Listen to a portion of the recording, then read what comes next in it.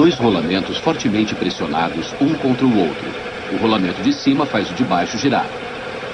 Mas, de repente, as superfícies começam a se esmerilhar, lançando fragmentos de metal para todos os lados.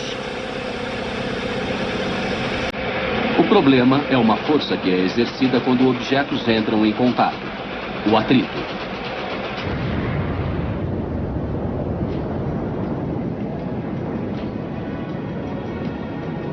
O século XX foi a era de máquinas, mas também foi o século em que a humanidade lutou contra o atrito, uma força que desempenha um papel vital na transmissão de potência mecânica, mas que também pode ter efeitos indesejáveis.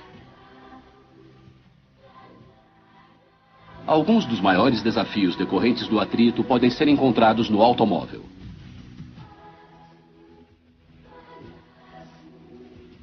Forças de atrito são necessárias para transmitir a potência do motor às rodas. Mas o atrito em excesso desperdiça energia e pode causar até danos irreparáveis às peças. Mesmo nos automóveis mais modernos, o atrito é um dilema que ainda não foi resolvido.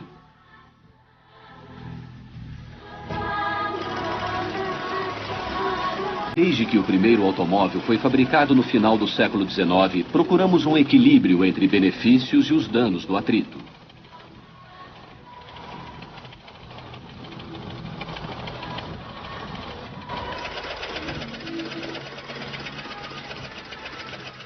Tecnologia do novo século. Neste programa falaremos sobre a luta contra o atrito no automóvel. Como podemos ter o atrito necessário, evitando o atrito prejudicial? Tecnologia do novo século. Atrito zero.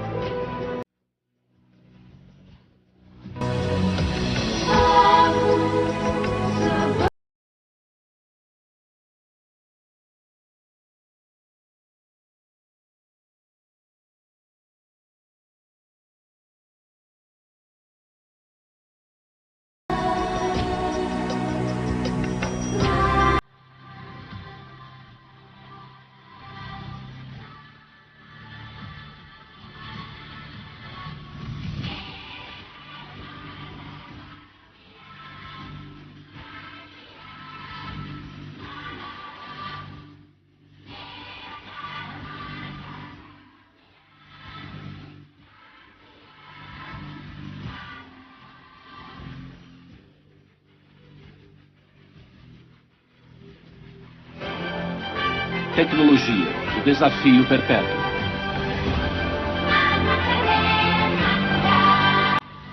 Quebrando as barreiras da resistência.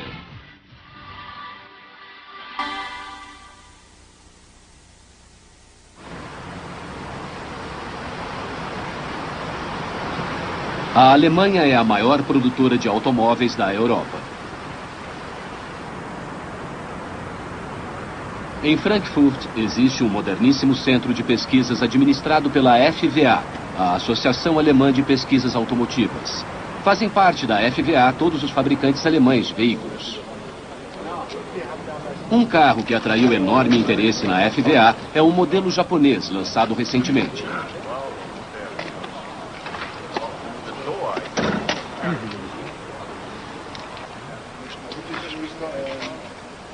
Os melhores engenheiros de empresas como a Volkswagen, BMW, Daimler, Chrysler, Audi e Porsche estão estudando um novo tipo de transmissão deste carro.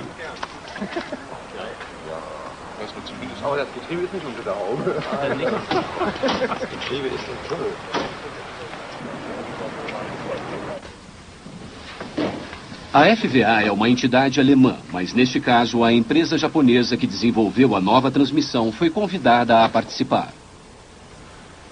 Muito obrigado, Dr. Ford.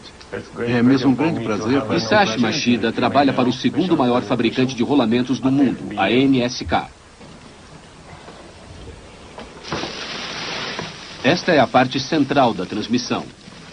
Mashida foi o líder da equipe que a desenvolveu. É uma transmissão toroidal, continuamente variável. Um tipo revolucionário de transmissão que não usa engrenagens. Esta tecnologia tem sido o sonho de engenheiros desde o início do século XX.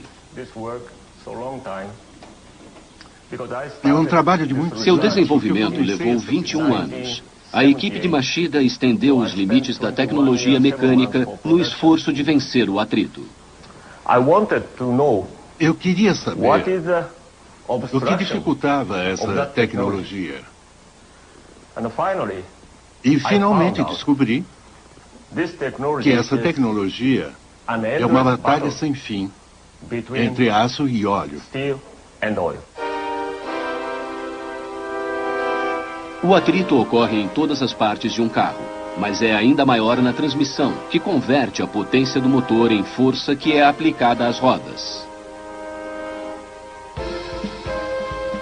O tipo de transmissão que é usado na maioria dos carros contém várias engrenagens que atuam em diferentes combinações para produzir mudanças de marcha em etapas.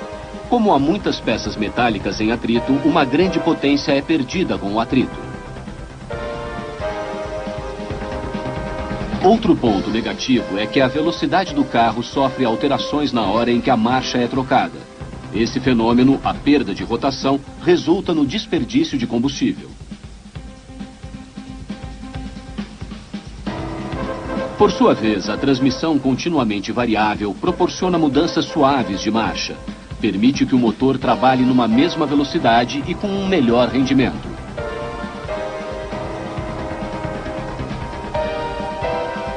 A transmissão CVT funciona sem a perda da rotação e, comparada à transmissão convencional, traz grande economia de combustível. A vantagem fundamental da CVT é o uso de discos e rolamentos em vez de engrenagens.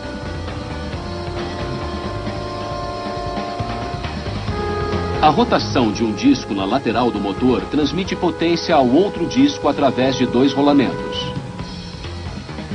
Alterando-se a inclinação dos rolamentos, é possível trocar as marchas de modo contínuo. Aqui, os círculos verdes mostram os pontos de contato. Quando os rolamentos estão inclinados na direção do centro do disco do motor, o disco de transmissão gira mais lentamente.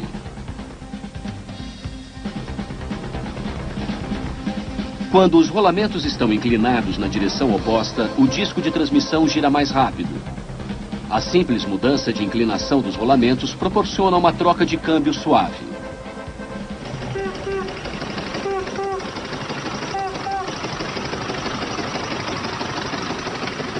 A CVT toroidal nasceu nos Estados Unidos no início do século XX.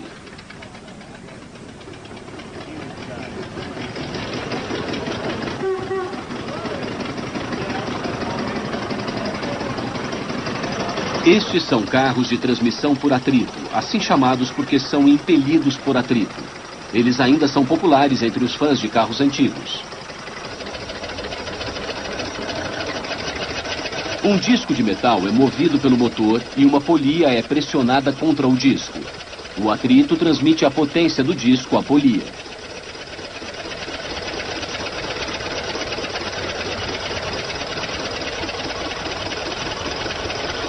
Quando a polia pressiona uma parte do disco, o carro se move relativamente rápido. Quando ela se move para o centro do disco, o carro roda mais devagar. Se a polia se mover além do centro do disco, ela gira no sentido contrário e o carro anda em marcha ré. Por serem simples, os carros por atrito eram muito populares. Mas logo sua produção foi encerrada. A razão era o intenso atrito entre o disco e a polia. O atrito desgastava o disco e a polia, e ambos eram rapidamente inutilizados. O senhor tirou isso do seu carro? Sim. Aí está. Sim, isso aí. O dono foi há deste muito carro tempo com transmissão por atrito trocou esse sistema por uma transmissão convencional, devido às repetidas falhas mecânicas. Tentei várias combinações de materiais E nunca obtive um bom resultado com a transmissão por atrito. Se olhar de perto, você verá que este material aqui, um dos melhores que eu tive, ficou completamente deformado. E o problema todo foi o atrito e não o desgaste natural. O atrito usado para transmitir potência numa máquina pode, em última instância, destruí-la. As inúmeras tentativas de resolver esta questão não deram certo. Este foi o maior desafio no projeto da transmissão continuamente variável.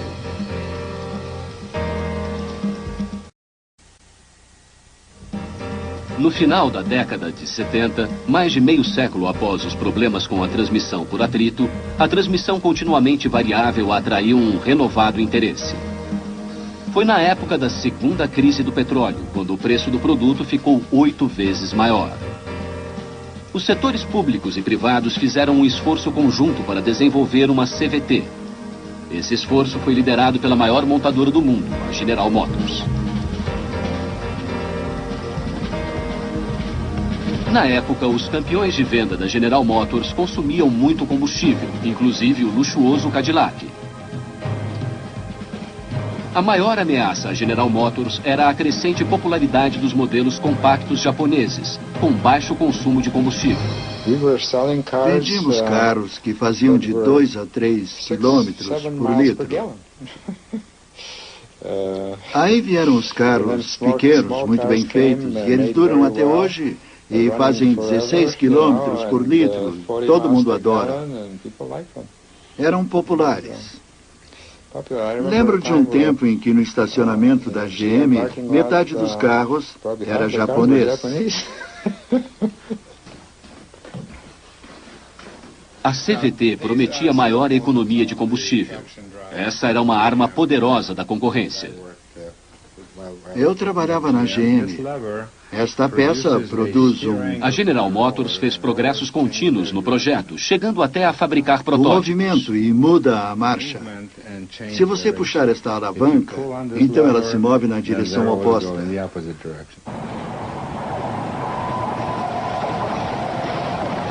Na mesma época, uma empresa japonesa começou a desenvolver a transmissão toroidal, após ver um relatório norte-americano. A fabricante de rolamentos NSK. Em abril de 1978, um jovem engenheiro foi escolhido entre 7.000 funcionários para dirigir o projeto de criação da primeira CVT toroidal que tivesse aplicação real.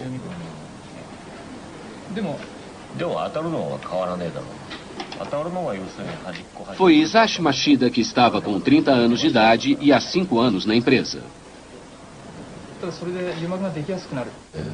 Até mesmo meus chefes disseram que esse projeto era terrível.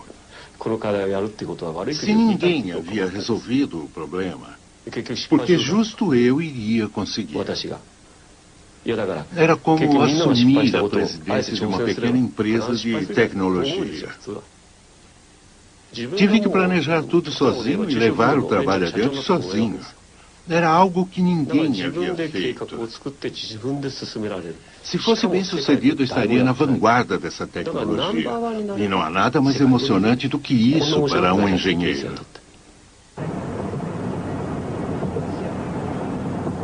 Em 1981, Mashida precisava de um avanço real.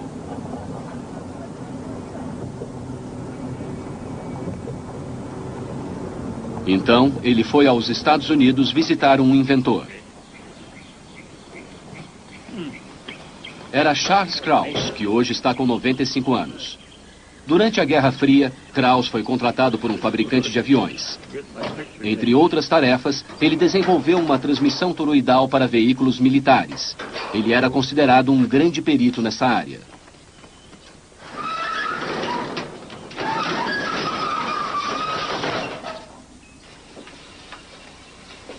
Foi o grande conhecimento tecnológico de Krauss que atraiu o interesse de Mashida.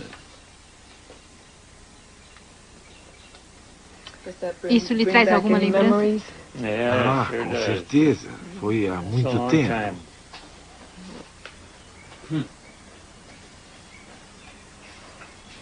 Como outros, Krauss enfrentou o dilema. O atrito usado para transmitir a potência poderia acabar destruindo a máquina. Krauss dedicou sua carreira a esta questão.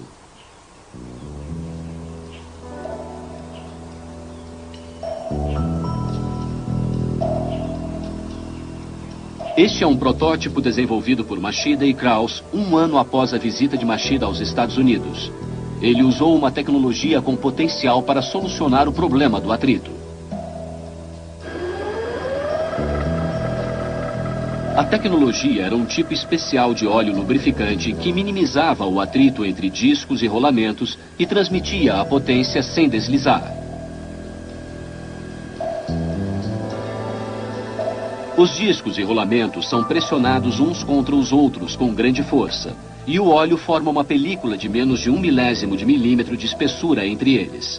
O óleo evita o atrito que, de outro modo, poderia danificar os componentes.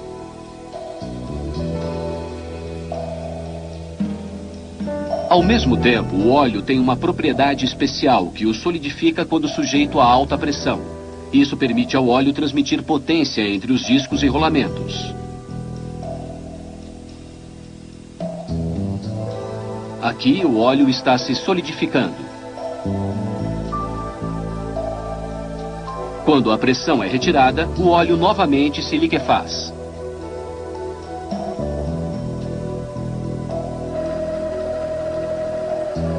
O óleo podia eliminar o atrito entre discos e rolamentos e ainda assim transmitir potência através da solidificação instantânea.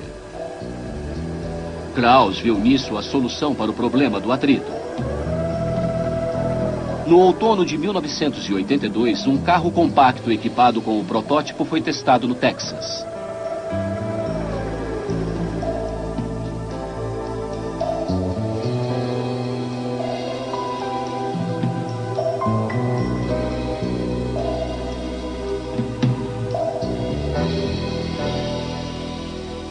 Para sentir o desempenho do protótipo, o próprio Machida dirigiu o carro.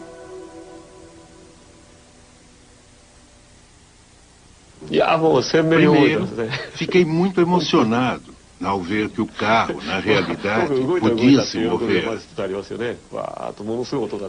Discutimos o quanto ele deveria rodar e decidimos ir até o México. Teríamos que rebocar o carro teste num caso de avaria. Por isso, alugamos um carro maior e ele foi atrás do carro teste. Chegamos até Laredo, na fronteira com o México.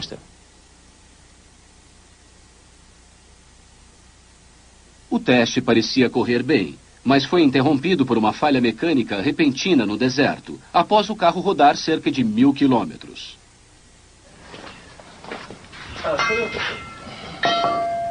Os discos que transmitiam a potência eram o problema. Na primeira vez que montamos a transmissão com as peças, o problema se apresentou. Krauss ainda tem os discos que falharam.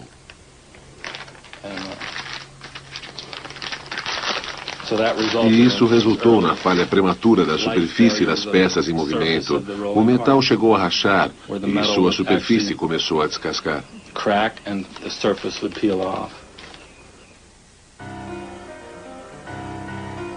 Durante o longo teste, o atrito aumentava muito a temperatura do óleo lubrificante.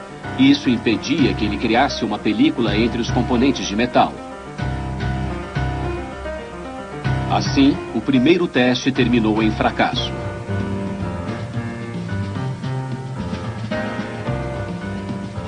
Tecnologia do novo século. Óleo. Desde a antiguidade, ele é utilizado pelo homem como lubrificante para evitar o atrito. Mas o óleo lubrificante usado para proteger uma máquina do atrito pode perder suas propriedades vitais sob altas temperaturas e em outras condições.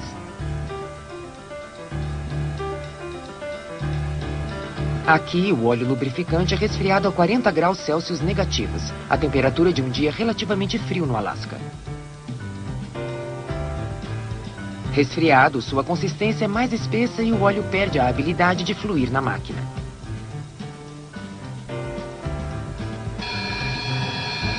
Quando o óleo flui livremente, ele reveste os componentes da máquina e permite que ela opere com suavidade.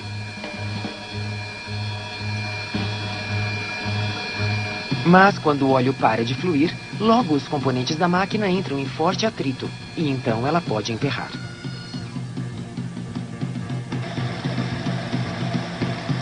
O calor também pode causar problemas.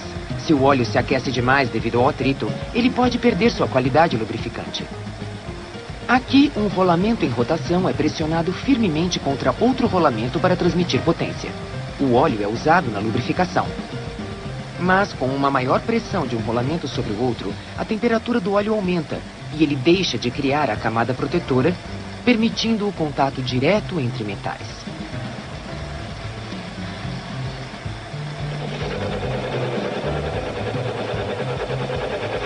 Embora o óleo esteja sendo derramado sobre os rolamentos, as superfícies são imediatamente danificadas pelo atrito. A busca por um óleo capaz de suportar altas temperaturas, altas pressões e outras condições extremas continuou durante todo o século XX. Após voltar dos Estados Unidos para o Japão, Hisashi Mashida continuou sua busca por um óleo que lhe permitisse construir uma CVT toroidal.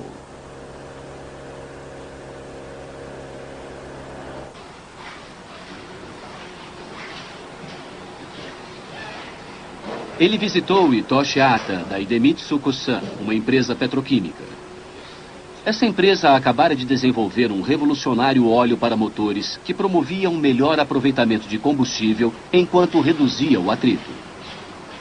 Mashida pediu a Ata que desenvolvesse um óleo que transmitisse potência sem deslizamento, mesmo sob condições extremas de alta temperatura e alta pressão.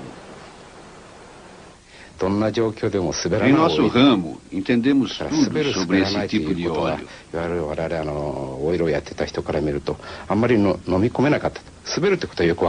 Mas qual óleo poderia impedir o deslizamento do metal? E isso sob qualquer condição. No começo eu não entendi o conceito, mas fui em frente e fiz experiências. Para proteger os componentes de metal contra o atrito, óleo puro é misturado a vários aditivos. E existem mais de 1000 tipos diferentes de aditivos. A adição de aditivos cria um tipo diferente de óleo. Mudanças ínfimas na mistura podem resultar em propriedades muito diferentes no produto final. A Ata já produziu milhares de novas misturas de óleo. Mas criar um óleo para transmitir potência sob condições extremas era um desafio novo e complexo.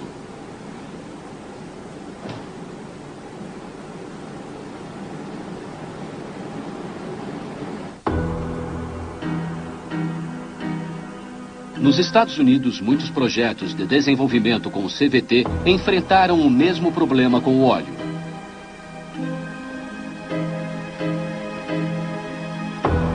Como parecia impossível desenvolver um óleo que transmitisse potência de modo confiável, muitos projetos foram abandonados. Um relatório do Departamento de Energia norte-americano afirmava que a criação de uma transmissão toroidal factível dependia do desenvolvimento de um tipo de óleo totalmente novo.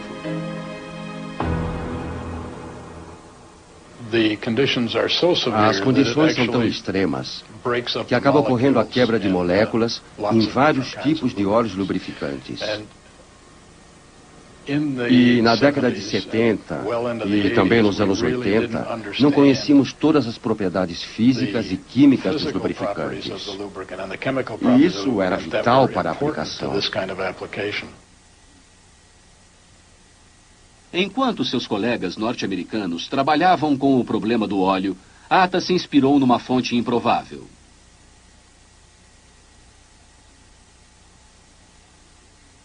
O fecho de velcro de uma jaqueta em seu laboratório chamou sua atenção.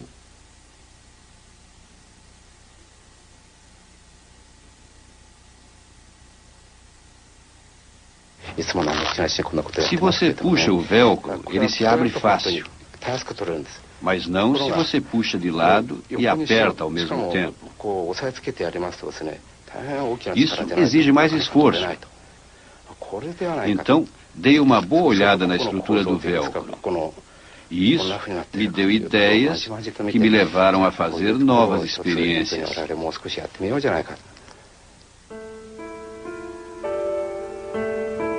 Ata decidiu sintetizar um óleo com uma estrutura molecular similar à estrutura do velcro. Ele passou a avaliar as estruturas moleculares de mais de 500 tipos de óleo.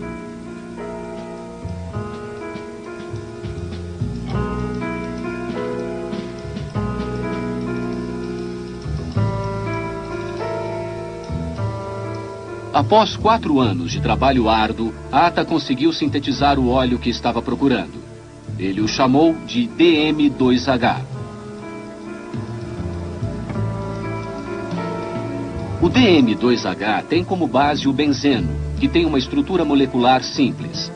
Para adicionar força, uma ligação é adicionada no centro, produzindo uma estrutura tridimensional resistente. Depois, moléculas correspondentes aos ganchos do velcro são acrescentadas. Outra estrutura tridimensional do mesmo tipo, então, é conectada, criando o DM2H. Dotado de uma estrutura complexa e resistente, o DM2H não se quebra sob altas temperaturas e pressões, e sua ligação é flexível, transferindo qualquer pressão aplicada a ela. Quando as moléculas são comprimidas pela pressão entre discos e os rolamentos, elas se prendem como as duas faces do velcro, e assim podem transmitir potência.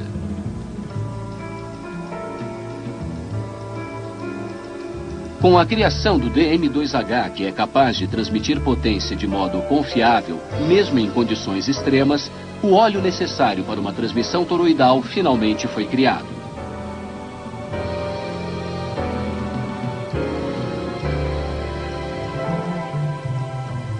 Em 1990, o projeto de desenvolvimento entrou numa nova fase e passou a contar com a montadora Nissan. O milagre econômico japonês chegara ao fim e a reestruturação da indústria automotiva já estava sendo promovida ao nível global.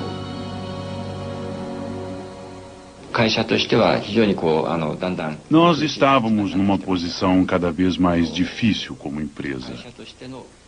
Queríamos levar a Nissan à liderança na área de tecnologia. Essa seria a nossa base para atrair clientes. A tecnologia da transmissão toroidal poderia ser útil nesta iniciativa. E nenhuma montadora podia oferecer isso na época.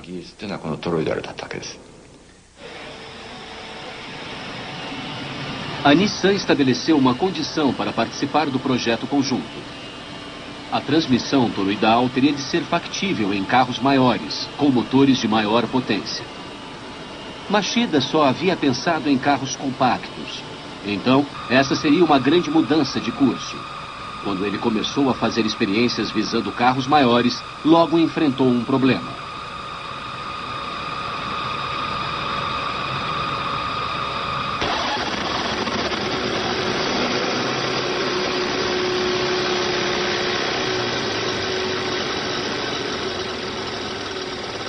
Os discos partiam-se ao meio.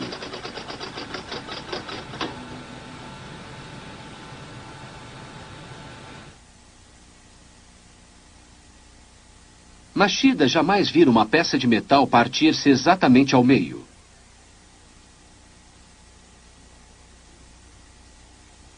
Ele examinou o corte transversal de um disco partido usando um microscópio de elétrons.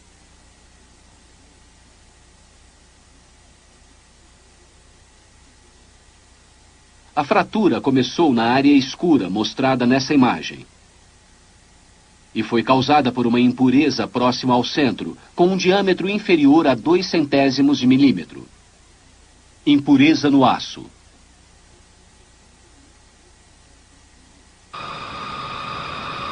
Em um motor de maior potência, a carga aplicada nos discos chegava a cerca de 12 toneladas, 3 vezes a carga de um carro compacto.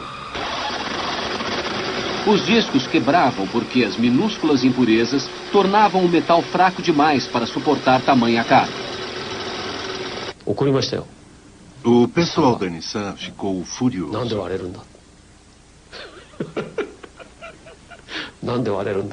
Eles queriam saber por que os discos quebravam.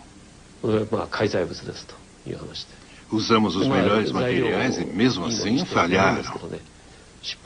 Então cortamos um deles e descobrimos que as impurezas eram ainda maiores do que pensávamos.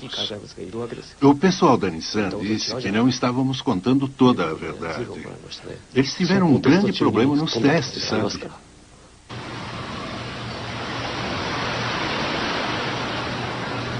Machida teria de evitar as impurezas que levavam o metal a se quebrar.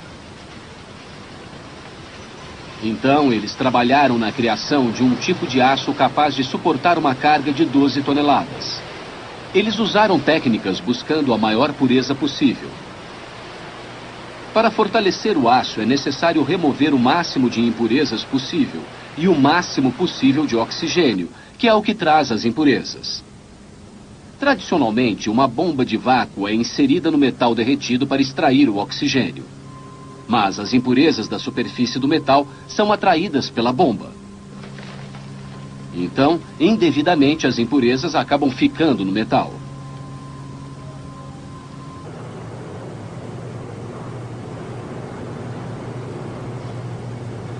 Como tais impurezas poderiam ser evitadas? Você está pronto?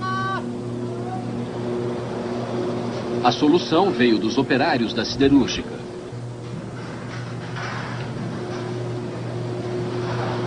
Sua sugestão era cobrir as aberturas da bomba de vácuo para evitar que impurezas da superfície se misturassem ao metal. As tampas foram feitas com lâminas de aço. Elas foram fixadas nas aberturas da bomba de vácuo antes que esta fosse usada.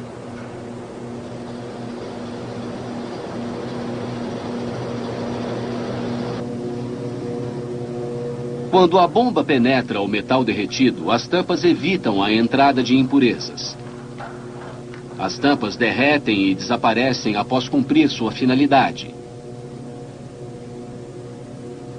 A seguir, a bomba é ligada. A bomba suga o metal derretido e remove o oxigênio.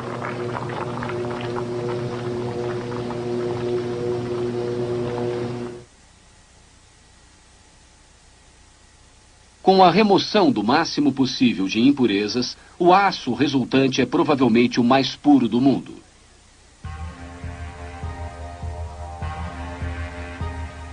Agora, com o aço e o óleo necessários já disponíveis, a produção de uma transmissão toroidal ideal parecia estar próxima.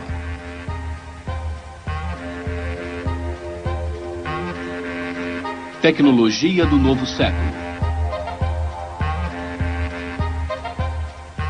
Mais rápido, mais longe, maior capacidade. Sempre procuramos ultrapassar limites. Mas isso leva a uma luta sem fim contra o atrito.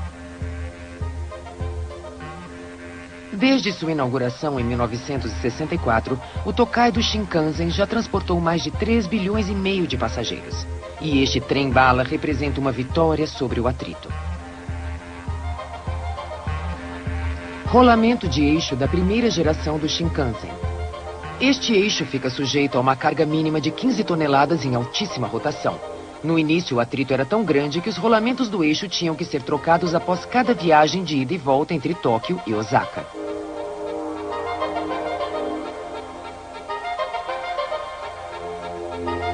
Um tipo mais forte de aço era necessário. E à medida que o aço foi fortalecido, o trem ficou mais veloz.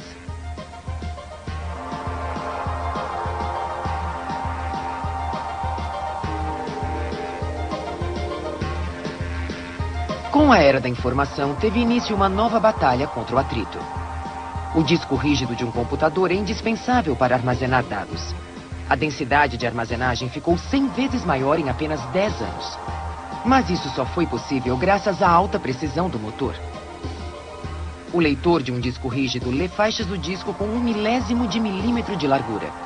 Neste mundo de alta densidade de dados, nenhuma instabilidade pode ser tolerada no motor.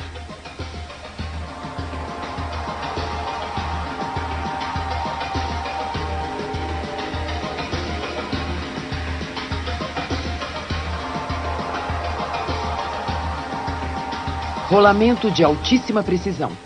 Sustentando a rotação do motor, existem rolamentos de altíssima precisão que reduzem o atrito ao mínimo possível. O máximo erro permitido no movimento é de 1/10 de milésimo de milímetro. Sempre que entramos num novo território da mecânica, encontramos o mesmo sentinela: o atrito. Em 1996, a Nissan iniciou testes em grande escala com a transmissão toroidal, com a ajuda de um novo sistema de controle informatizado. Este era um teste de durabilidade de 40 mil quilômetros, um grande passo na viabilização da transmissão toroidal. Mas o teste não foi perfeito.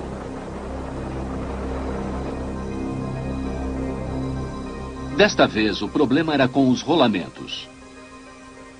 Os rolamentos ficam sujeitos a forças poderosas exercidas pelos discos em alta rotação.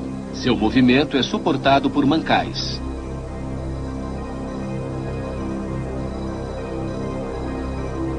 Os rolamentos eram feitos de aço bem resistente, mas estavam sendo destruídos e as esferas dos rolamentos ficavam muito danificadas.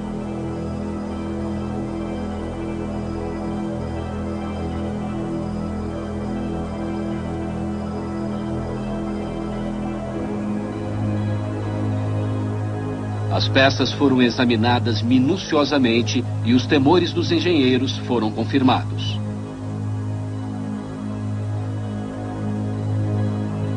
O problema era uma rara e prejudicial mudança estrutural no material do rolamento. Para Machida, essa foi a pior notícia possível.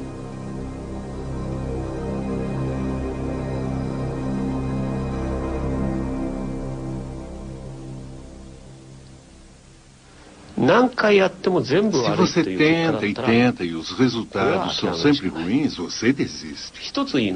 Mas se consegue um só resultado bom, você se pergunta por quê. Tivemos ocorrências de danos estruturais. Mas também tivemos casos em que isso não acontecia. Queríamos saber o que era para esclarecer tudo.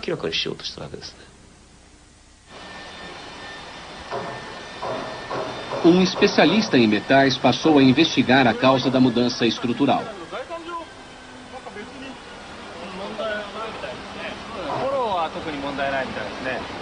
Yasuo Murakami já analisara as causas de muitos outros problemas envolvendo rolamentos.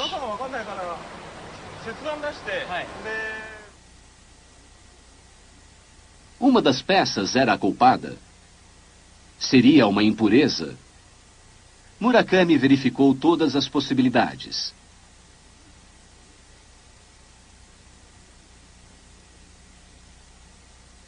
Após completar todo o teste possível de qualidade sem sucesso, a resposta surgiu do nada. Era aquele óleo especial.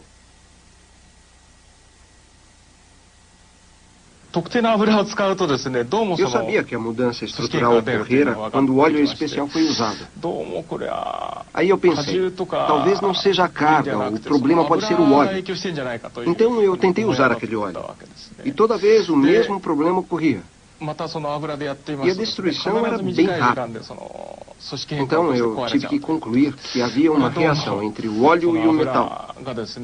A reação estava causando uma mudança interna na estrutura. E por isso, as peças estavam se quebrando.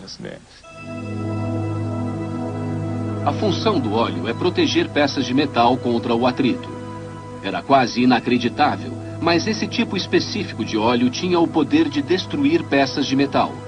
Murakami imediatamente comunicou sua descoberta ao homem que havia desenvolvido o óleo, Hitoshi Ata, da Idemitsu Kosan.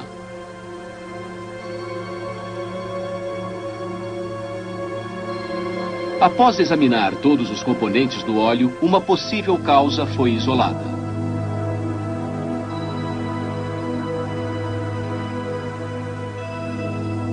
Os polissulfitos contidos nos aditivos.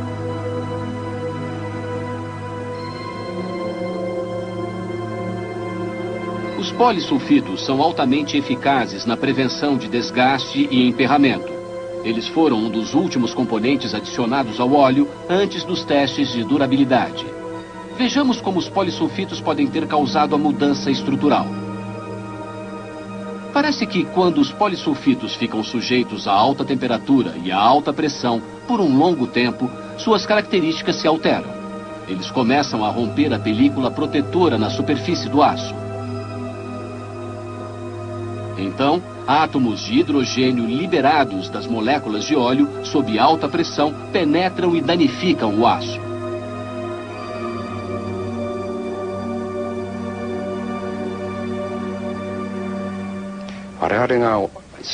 Isso comprova o incrível dano que um lubrificante pode causar. Em testes anteriores, os lubrificantes foram usados sem que ocorresse nenhum problema.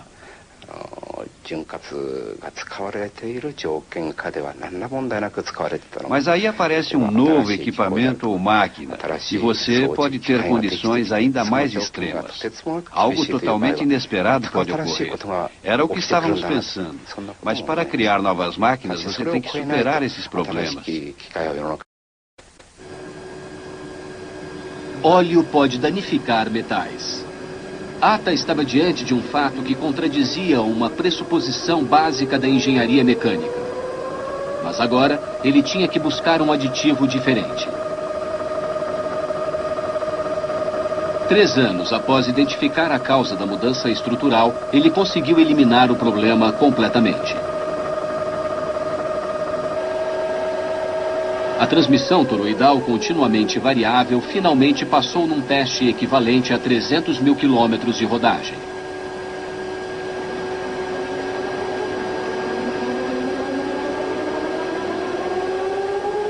...21 anos e 7 meses se passaram desde que Isashi Machida deu início ao projeto. Eu estava fazendo algo pioneiro em todo o mundo.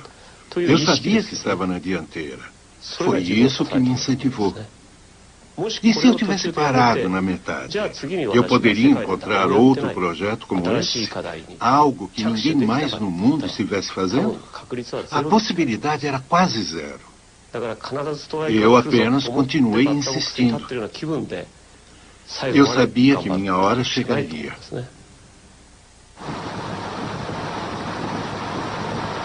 No outono de 1999, a Nissan lançou o primeiro automóvel com transmissão toroidal.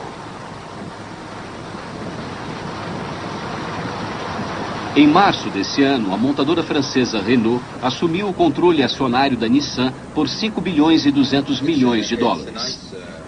Na chefia da empresa, agora estava Carlos Ghosn. E uma tecnologia que a Renault considerou altamente atrativa foi a transmissão toroidal. Estou acelerando ainda mais. É mais suave, realmente mais suave. Vamos chegar a 140.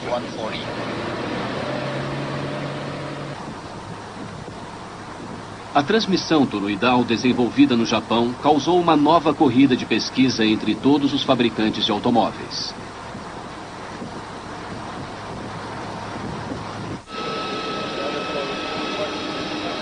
Na FVA da Alemanha, experiências estão sendo realizadas com base na transmissão toroidal criada pela NSK. O século XXI poderá trazer muitos problemas de meio ambiente e energia. Então, na Alemanha também, a transmissão toroidal é considerada uma tecnologia essencial para o futuro. Todas as montadoras alemãs compraram a transmissão toroidal japonesa. Eles a desmontaram até o último parafuso para analisar. Engenheiros europeus veem um imenso potencial nessa tecnologia. Sabemos quanto tempo eles demoraram para criar a CBT no Japão. Se possível, queremos evitar um esforço tão grande.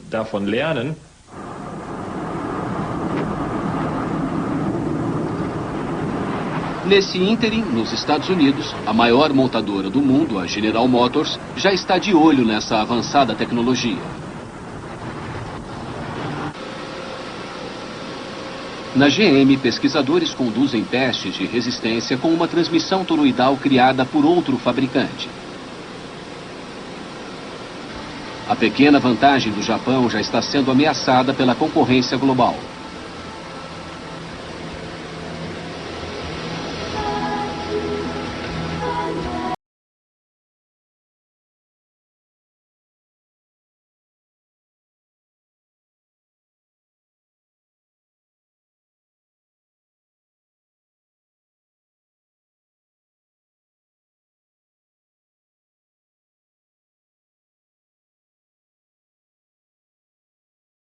E isso é bom. É isso que é bom na concorrência. Ela impulsiona e aprimora a tecnologia e leva à redução de custos. Sem a concorrência, nós estaríamos andando em carroças e cavalos até hoje. Então, é bom que haja a concorrência, uma concorrência saudável, é claro.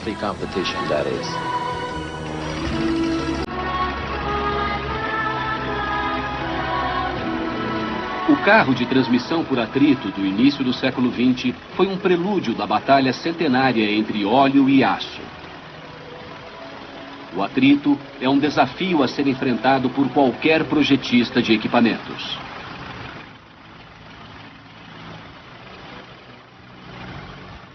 A revolução tecnológica alcançada por uma máquina, como o automóvel, pode representar inovações em muitas outras máquinas.